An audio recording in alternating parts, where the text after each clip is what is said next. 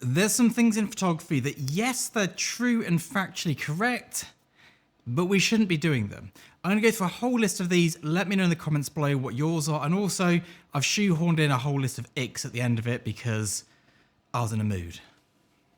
First of all, base ISO, low noise.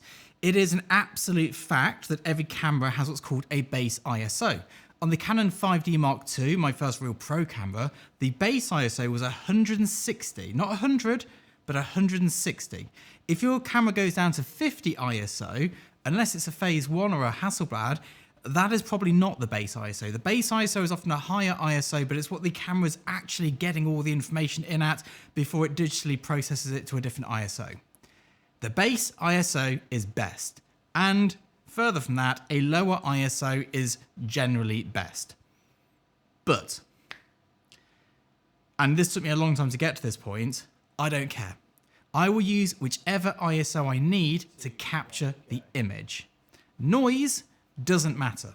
It doesn't. Before digital cameras existed, we called it film grain. It's noise. It's digital before it was analog. You can make it look analog in post anyway. There's film grain added to this. I don't like the digital look. We had a bit of film grain to give it a bit of softness. My face needs it as well. But having a perfectly clear low ISO image is not important. I work commercially. We don't use noise reduction on stills. We use it on motion when we're doing slow motion videos. It can really start to get a bit too far. But for stills, I've not used noise reduction since I realized ISO, base ISO, low ISO, it doesn't matter. I will shoot at 3200 ISO on my camera. I don't care. And yes, you're probably going, that's not very high. It's a medium format camera. That is pretty high for medium format. Even back in the day on the 5D Mark II, I would shoot at 3200 ISO and not care. It's not needed, this clinical perfection. Now, the only thing I would say is, and this is often misunderstood, as you climb up the ISO brackets, you don't just gain noise. That's what the marketing companies tell you. It's low noise, it's low noise. You don't just gain noise, you lose something as well. You lose colours, and that does matter sometimes. There is a point where you go, I've lost too many colours, we need to bring it back down again, but it's nothing to do with noise. Now, this is something when I first started out and discovered it, I did it for everything, and that is the sharpest point of a lens. So every lens has an aperture which is the best aperture in terms of sharpness. It is the best. Often it's between 5.6 and about f11. That tends to be where it falls on most lenses, but it can be anywhere from 2.2 to 16. It really does depend. Generally speaking, the bigger the lens in terms of sensor size it's designed for, the more further down you stop it. That's a generality. And the smaller the lens, that if you're on like micro four thirds, it might be that f2.8 is a sweet spot. On a Phase 1, it might be that f16 is a sweet spot. However, the sharpest point on the aperture is only relevant to you if you happen to be doing focus stacking. Outside of that, you choose your aperture based on the depth of field you require. That is it.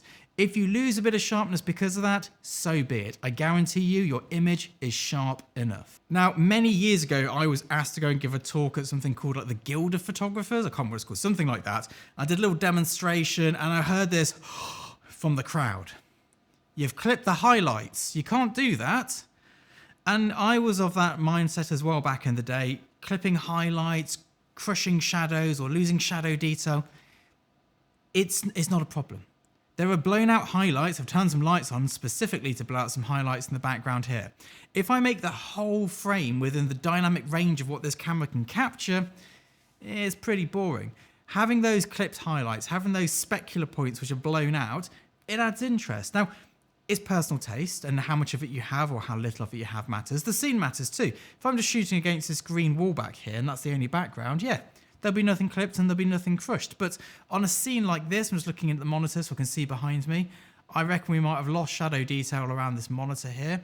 We've definitely lost highlight detail around here, but I'm all mostly good, I think. It's hard to see. I've got white focus masking on for some reason today. I've pressed the wrong button, but we're good. There might be a bit of loss of shadow detail in the beard, but do you need to see every strand of my beard that I've been growing for the last 15 years? Probably not.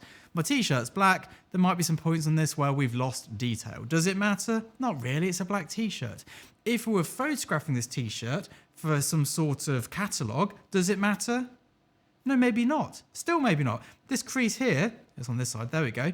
We might want this here to be crushed to give the contrast. Blowing highlights and losing shadow detail doesn't matter. And if you want to see a rubbish landscape photograph, go and find one where the entire dynamic range is within what the camera can see. Monitor calibration. So back again to this monitor here. This is a cheap BenQ monitor that we use for tethering in this studio. We calibrate it maybe once before a big job that we do here, which is maybe once a year, because we mostly shoot in London. We probably calibrate it once a year. Now there's a reason we don't calibrate it often, even for test shoots and stuff like that. Look behind me. We've got window light coming in from here. We've got modeling lights here. We've got an LED light here. We've got LEDs on the roof back here. We've got LEDs on the ceiling. We've then got flashlights firing. It is a mixed light sourced room with variable brightness. Calibrating it is futile. My main monitor that I edit on, and again, you'll be thinking with the sort of work I do, it'll be some fancy ISO, is a BenQ, which is about 13 years old and definitely past its best. It does need replacing eventually. 1080p, we calibrate it maybe once a month. Now that is in a dark room, which is perfectly set up. If you want to learn about my editing setup, we've got a video on Studio Access this week.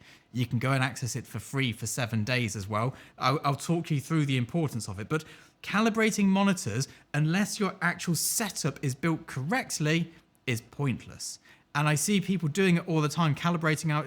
You need to have your room set up correctly before you even consider calibrating the monitor, because all you're going to do is calibrate it to something that is incorrect, and then you're going to edit incorrectly. If you don't have a monitor calibrator, if you don't have something good to calibrate with, what you do, and here's your ultimate workaround, and we still do this, this is our sense check to make sure our calibration for our actual monitor hasn't gone wrong.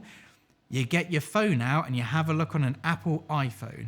If it looks correct there, you're probably right. Lighting setups. Now this is the last one before I start ranting about random things I want to get off my chest. Lighting setups are not a thing in the professional world. Let me give you an example. You will hear someone go, I'm going to do a 3-point portrait setup. I'm going to do butterfly lighting. I'm going to do blah, blah, blah, blah, blah, blah, blah, whatever it is. Take the 3-point lighting setup, for example. Guess what most camera manufacturers sell? A 3-light kit. As a commercial photographer, I have never gone, let's do a setup. It's not how it works. Everything is lit from scratch. Everything is done off. We don't do off the peg setups. You can't turn up and go, well, got a campaign for Coca-Cola today. We're going to do that classic bottle lighting. We'll have the gradient down the left. We'll have this down here. We'll have That's not how it works. Everything is carefully crafted for every individual shot. There are no off-the-peg lighting setups in the professional world. It's not how we do things. If you do a lighting setup as a professional or trying to be professional, what you're going to create is the same image that hundreds of thousands of amateurs are creating daily. And that's not going to help you stand apart. Now, icks. I've got some icks I want to get off my chest because they're bugging me, and this felt like the only time I could do it without seeming like a raving loony. Number one ick is when people shoot on mirrorless cameras and they hold the camera like this and look at the back of the screen instead of using the viewfinder. I know it's not logical, I know the back screen is fine, but it really angers me. Talking about lighting setups, the word hair light, I'm going to add a hair light. If I wanted to add a hair light here, I don't know why, and again, this is completely irrational, but the word hair light just makes me instantly go, ooh, I don't think I like your lighting setup after all. Not great. Now this one bugs me because despite the fact I own stuff that claims to do this, and I've been shown images that claim to be doing it, I can't see it. Wraparound light. Wraparound what? What is this wraparound lighting? I feel like everyone's like trolling me or something. What is wraparound lighting? What, the light wraps around? We're shooting in a 2-dimensional space. How are we seeing this wraparound lighting? Do we just mean flat lighting where it lights evenly all the way around? Because that's not good. We want a bit of fall off. We want to light nice and close. We want to get a bit of this nice shadow going on. Make me look like I've perhaps seen a salad and the gym in the last 6 months. But wraparound lighting really bugs me as a phase. Which leads me to the final one. That 3D look. If you get a bigger sensor, you get that 3D look. And it's something which was initially born out of full-frame digital cameras, and that's how they tried to market it. And obviously an 8x10 camera gives you that real 3D look. What they're actually, I think, talking about is background separation to compression ratios. It means using a certain lens from a certain distance, but still getting a certain amount of background blur whilst having... If I wanted a 3D look, I'd be a sculptor, not a photographer. Yes, we like depth and all the rest of it, but for some reason, the phrase 3D look just really winds me up. Anyway, rant over. I'll see you all soon. Goodbye.